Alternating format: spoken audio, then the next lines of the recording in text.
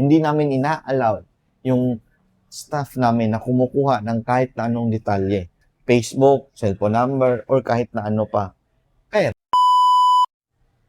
Yo, what's up? Magandang gabi, mga salon owner. Kumusta kayo dyan? So, time check natin ngayon ay 7:35 na ng gabi. At ngayong gabi na naman, meron akong sasaguting isa namang katanungan sa ating grupo. May grupo tayo, Salon Business Owners PH. Kaya pasok kayo dyan kung gusto nyong matuto sa pagpapatakbo ng salon business, paano mag-handle ng tauhan, paano yung mga komisyon, paano yung mga pampasahod, at paano masolusyonan yung mga problema sa mga late. Basta yung mga ganun. Babasahin ko lang. Sabi dito, no? Meron akong on-call therapist. Malamang spa to, no? Nung palabas na ng spa, yung client, lumapit sa kanya, hiningi yung number ng therapist niya. Tama ba yun? Okay, ulitin ko. Nung palabas na ng spa ang client, lumapit sa kanya at hiningi ng number niya. Tama ba yun? Hindi pala. Yung staff niya sa spa niya ang lumapit sa client na palabas na at hiningi yung number ng client. Ang tanong niya, tama ba yun? Bago ko yan sasagutin, no? Babasahin ko yung mga komento ng kapwa natin, mga owner dito sa ating grupo. At sa mga hindi nakakakilala sa akin, ako nga pala si Jeff Cinco, isang entrepreneur, isang salon owner na hindi marunong sa mga services. Okay, sasagutin ko muna to. Sabi dito ng unang nag-comment, no? Pwede din tayo dito nag-anonymous, kung ayaw yung makita yung name nyo, pwede dito maka-anonymous lang. Mali po na ibigay ang number ng staff, malamang magpapaservice na lang, pero hindi pera ng salon para yan sa beautician mo. Dapat number ng salon. Napakagandang punto. Dapat hindi natin hahayaan na kukunin ng staff yung number ng customer. Bawal na bawal yan. Pangalawang comment, not allowed. Isa yan sa pinaka-hate ko na staff. Ang creator, nangyari yan sa akin hanggang sa nag-run away at kinuha niya ang mga client. Kaya yun, kulungan bagsak. Ban pa siya, hindi marunong tumanaw ng utang na loob. Yan. Automatic. Kahit ako, lagi ko yung pinagbabawal. Bawal kumuha ng number ng customer. Bawal yan. Mali yan. No? Meron pa. Sabi dito, mali po yun. Business number lang ang pwede ibigay. No? Bago po ako magtayo ng business ng work po ako ng spa for 8 years. Lagi po kami may second door. Unang door, yung entrance manager or cashier. Ang gandang punto. At andon, pag nagkausap sa gustong i-avail na services, ituturo sa second door at doon po namin sasalubungin. So, ang sistema nito, bago pa papasok yung customer is yung unang nakaharap yata dito is yung manager or yung cashier. So, bibigyan muna ng presyo ng services bago idiretso sa spa. Ayun. Pagdating doon sa spa, iha-handle na lang. Okay, meron pa ditong kasagutan. Very wrong. Pero kung tama ang attitude ng staff at na-orient sila maigi, inform nyo siya na client na hindi allowed na magkuha ng personal numbers if may concerns or booking sa spa na lang mag-contact. Tama naman. Dapat talaga ganon. Ito pa. Hindi tama dahil wala naman sila business etiquette pero dahil on-call, ginagawa nila. Maling-mali. Diba? Mali nga. Ito pang isa.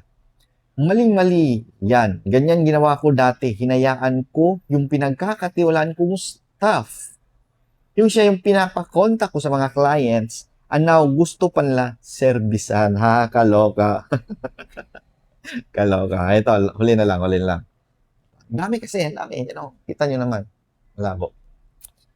Mali. Gumawa ka ng policy na bawal ibigay ang personal number o any social media like Messenger, no? Bawal din lakunin ang details ng clients for personal use nila. dapat shop number at shop ng page only. Yan. So, ako naman ang magbibigay ngayon ng kasagutan. Dito sa amin, sa Zen Salon, yan, pangmalakas ang salon ng Mindanao, syempre.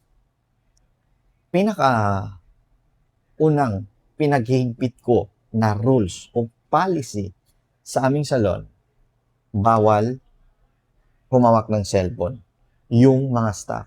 Yung staff, stylist, nail technician, dresser, bawal sila humawak ng cellphone.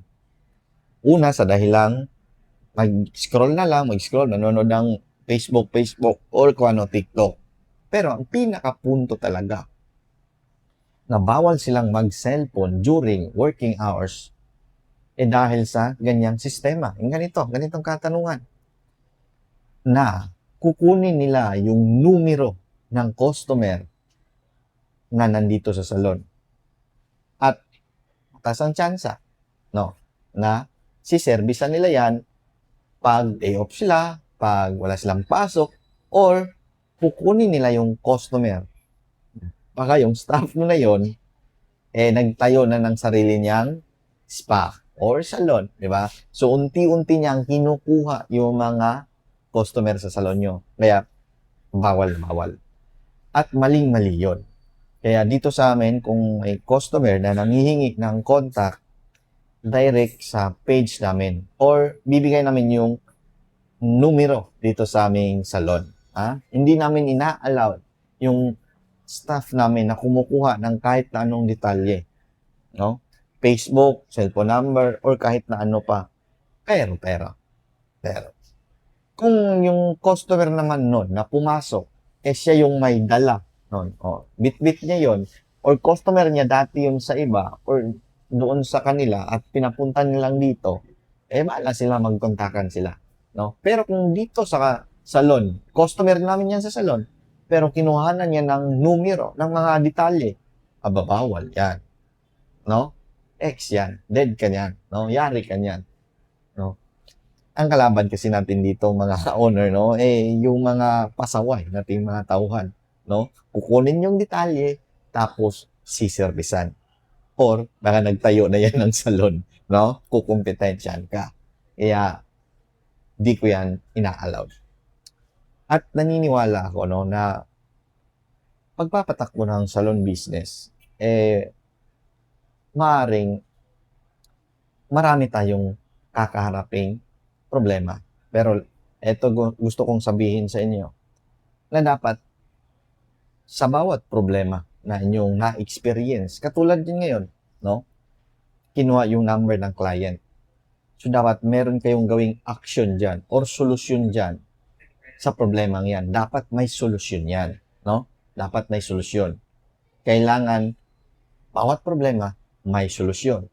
Kinuha yung numero ng customer ngayon, gumawa kayo ng policy ngayon na bawal yan. At kung nangyari ulit yan, maaaring siya yung bibigyan ng parusa. No? Parusa. Dapat nakadokumento.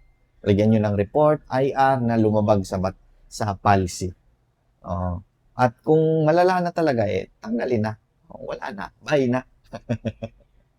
Yan lang mga salon owner. No? At kung meron kayong katanungan, isa ka ring baguang salon owner na may mga katanungan, no, tungkol sa pagpapatakbo ng salon business, pwede nyo akong i-message or pwede nyo kayong pumasok sa ating grupo, Salon Business Owners PH, at magtulungan tayo doon. Share nyo rin to at like na rin at follow mo na rin ako para lagi tayong magkikita-kita. Siyempre, dahil i-share ko sa inyo yung mga technique ko o mga diskarte ko sa pagpapatakbo ng aming salon business. So, yan lang. Magandang gabi.